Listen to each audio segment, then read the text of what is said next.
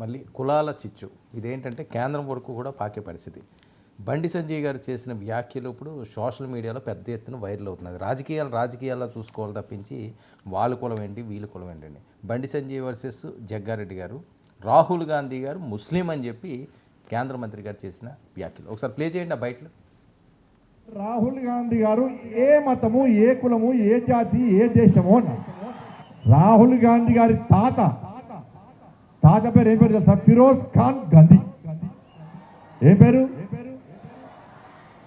ఇప్పుడు పెద్ద ఉందా పేరు? ఫిరోజ్ ఖాన్ గాంధీ అనే పేరు. ఆయన ఎవరు? ఒక ముస్లిం. ఇవాళ కాంగ్రెస్ పార్టీ వాళ్ళు ఏమంటారు అంటే రాహుల్ గాంధీ పక్కా బ్రాహ్మణ్ అంటున్నారు. ఎట్లా బ్రాహ్మణ్ అవుతాడు? రాహుల్ గాంధీ తల్లేమో క్రైస్తవురాలు. ఎవరు? ఏం పేరు? సోనియా గాంధీ. రాహుల్ గాంధీ తండ్రి రాజీవ్ గాంధీ తండ్రి ఎవరు? ఫిరోజ్ ఖాన్ గాంధీ ముస్లిం అయితే రాజీవ్ గాంధీ ముస్లిమే. మరి రాజీవ్ గాంధీ ముస్లిం అయితే రాహుల్ గాంధీ ఎవరు? ముస్లిమే కదా. షేక్ ఖాన్ కాదు, ముస్లిం. ఇలా కాంగ్రెస్ వాళ్ళు బ్రేకింగ్ చూసిన టీవీలలో, అరే తండ్రి మతము కొడుకు వస్తుంది, తండ్రి జాతి కొడుకు వస్తుంది అంటే నేను కాంగ్రెస్ వాళ్ళని గదే అడుగుతున్నా. రాజీవ్ గాంధీ తండ్రి ముస్లిం అయినప్పుడు రాజీవ్ గాంధీ ముస్లిం అవుతాడు. రాజీవ్ గాంధీ ముస్లిం అయినప్పుడు రాహుల్ గాంధీ కూడా ముస్లిం అవుతాడు. రాహుల్ గాంధీ గారి యొక్క కుటుంబము బ్రాహ్మణులు, వాళ్ళు బ్రాహ్మణ్స్, వాళ్ళు హిందువులు. ఇది గమనించాలి. ప్రధానంగా బండి సంజయ్ గారు గమనించాల్సింది ఏంటంటే రాహుల్ గాంధీ గారు వారి కుటుంబము వాళ్ళు బ్రాహ్మణులు, వాళ్ళు బ్రాహ్మణ్స్, వాళ్ళు హిందువులు. లేదు బండి సంజయ్ గారికి ఏమైనా డౌటా? బ్రాహ్మణులు హిందువులు గారు అని ఏమైనా డౌట్ ఉంటే అడగొచ్చు ప్రశ్న. బండి సంజయ్ గారు ప్యూర్గా వాళ్ళు బ్రాహ్మణులు, వాళ్ళు హిందువులు. ఈ జవాబు బండి సంజయ్ గారికి సరిపోతుంది. ఈ జవాబు ఇది సార్. ఇప్పుడు ఆ ప్రశ్న ఏంటి, దానికి ఆ జవాబు ఏంటి? అసలు ప్రశ్నకు అర్థం లేదు, జవాబుకి అర్థం లేదంట. నేను ఇప్పుడు అసలు ఫ్యాక్చువల్లీ కూడా కరెక్ట్ అని అనుకోను. ఫిరోజ్ నాకు తెలిసినంత వరకు పార్సీ అనుకుంటా. మీరు వెరిఫై చేయండి గూగుల్లో. అవును, పార్సీ అనే ప్రచారం అండి. సో నాకు ప్రచారం కదా, అదే అప్పట్లో అనేవారు పార్సీ. మీరు గూగుల్లో చూస్తే తెలిసిపోతుంది కదా. I think is a Parsi to the best of my knowledge. I may be right are wrong, గుర్తులేదు. కానీ ఒకవేళ ముస్లిం అయితే ఏంటి? భారతీయుడు కదా. భారతదేశ పౌరులందరూ భారతీయులే కదా. షానవాబ్ హుస్సేన్ ఎవరు? ముస్లిం కదా. ముఖ్తార్ అబ్బాస్ నక్వీ ఎవరు? ముస్లిం కాదు. వీళ్ళిద్దరు మరి బీజేపీ నాయకులు కదా. సికిందర్ భక్త్ ఎవరు? ముస్లిం కదా. మరి వీళ్ళందరూ ముస్లింలే కదా. సో వీళ్ళందరూ బీజేపీలో, మరి బీజేపీ నేతలు కానీ చెప్పిన పేర్లు. సో అందువల్ల ఇప్పుడు ముస్లిం అయినంత మాత్రాన భారతీయుడు కాదా.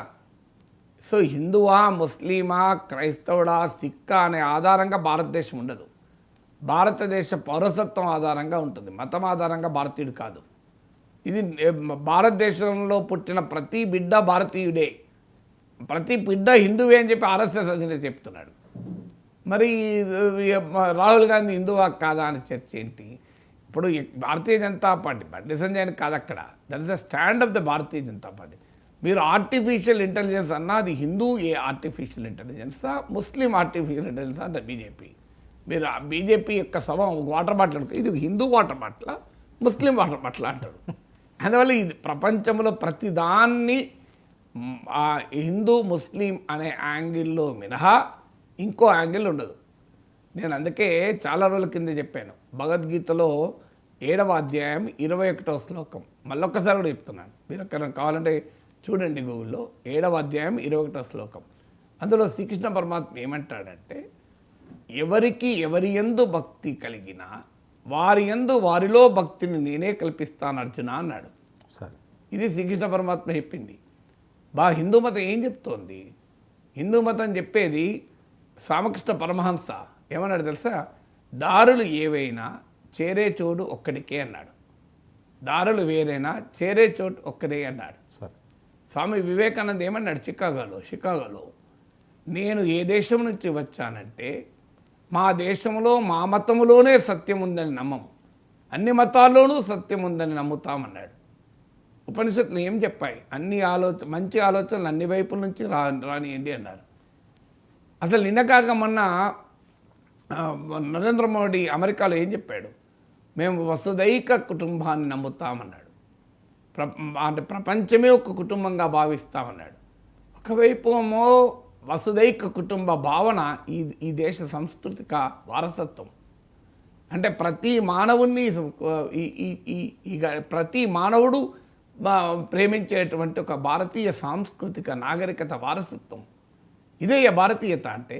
సార్, ఈ హిందూ ముస్లిం అనేది భారతీయత కాదు, ఈ డివిజన్ భారతీయత కాదు. ఈ సమస్త సృష్టి ఒకటే అని భావించేటువంటి ఒక గొప్ప ధర్మం హిందూ ధర్మం. హిందూ ధర్మానికి మీరు చూడండి, ఇక్కడ మీకు ఈశావాపనిషత్తులో చెప్తారు, చరాచర జగత్తులో ఈ సకల సృష్టిలో ఏ జీవరాశి మరో జీవరాశి పైన ఆధిపత్యాన్ని చెలాయించకూడదు అని చెప్తారు. జీవరాశి సుప్రీంకోర్టు జల్లికట్టు జడ్జిమెంట్లో ఈశా ఉపనిషత్తులో చెప్పింది కోట్ చేస్తారు. అరే ఇది మీకు అసలు పుణ్యపాపాల గురించి వేదవ్యాస చెప్తాడు. పరపీడన పరోపకారాయ పుణ్యాయ పరపీడన పాపాయ పరపీడనే అంటాడు. అంటే ఇతరులకు మేలు చేయడమే పుణ్యము, ఇతరులకు కీడు చేయడమే పాపము. ఇది భారతీయత. భారతీయత హిందూ ముస్లిం డివైడ్ చేయదు. భారతీయత పుణ్యము పాపం అని డివైడ్ చేస్తుంది. మంచి పనులు చెడు పనులను మాత్రమే డివైడ్ చేస్తుంది.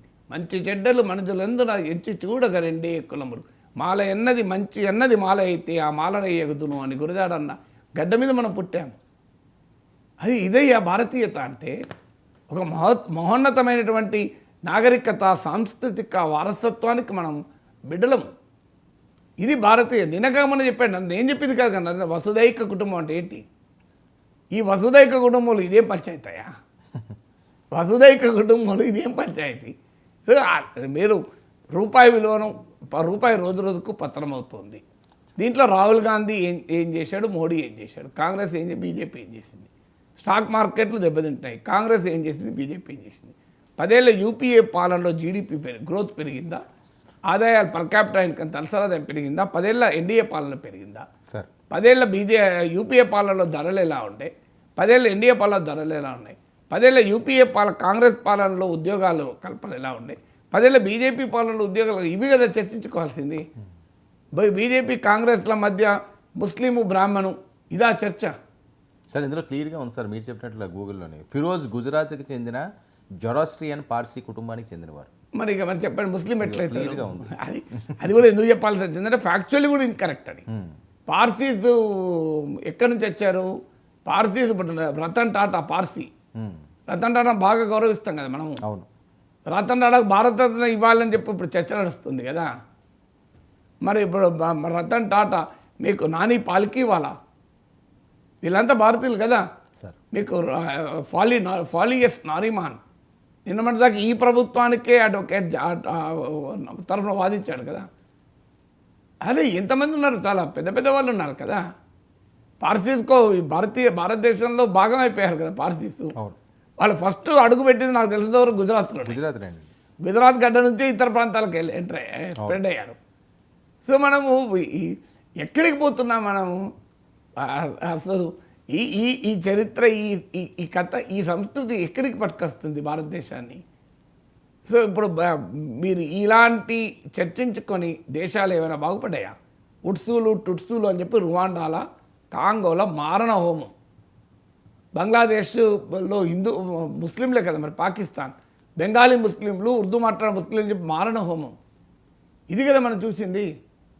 మన మా వెస్ట్ ఏషియాలో ఎలాంటి పరిస్థితి ఉంది, ఆఫ్రికాలో ఎలాంటి పరిస్థితి ఉంది? ఇలా చంపుకుందామా మనం? ఇలా ఈ దేశాన్ని ముక్కలు చేసుకుందామా? ఈ విద్వేషాన్ని రగిలిద్దామా? ఈ విద్వేషమే ఒకసారి దేశాన్ని రెండుగా విడగొట్టింది. ఇంకా ఎన్నిసార్లు విడగొడదాం? అందువల్ల ఇది కాదు చర్చ జరగాల్సింది సమాజానికి ఎవరేం చేశారు, ప్రజలకు ఎవరేం చేశారు, ఎవరి విధానాలు ఏంటి, వీటిపైన చర్చ జరగాలి తప్ప హిందూ ముస్లిం అనే చర్చ తీసుకొస్తే అసలు భారతదేశంలో ప్రతి ఒక్కటి హిందూ ముస్లిమే అనే చర్చ పెడతా అంటే మరి స్టీవ్ జాబ్స్ సతీమని వచ్చి మహాకుంభలో స్నానం మన హిందువా, ఎందుకు స్నానం చేస్తున్నామే? మనం చాలా గొప్పగా చెప్పుకున్నాం కదా.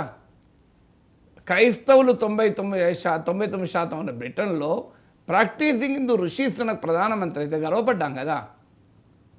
మరి బ్రిటన్లో ఋషి సునక్ మనం గర్వపడకూడదు. అక్కడ క్రిస్టియనే కావాలని కోరుకోవాలి.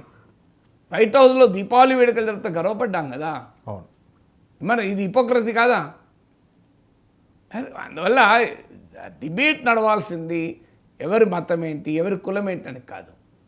డిబేట్ నడవాల్సింది ఎవరు ఏమి చేశారన్నది, అవును. ఎవరు ఏం చేశారన్న డిబేట్ నడవాలి తప్ప వీళ్ళ మతం ఏంటి, కులం ఏంటి అనే చర్చ ఎక్కడి దాకా పోతుంది ఇది.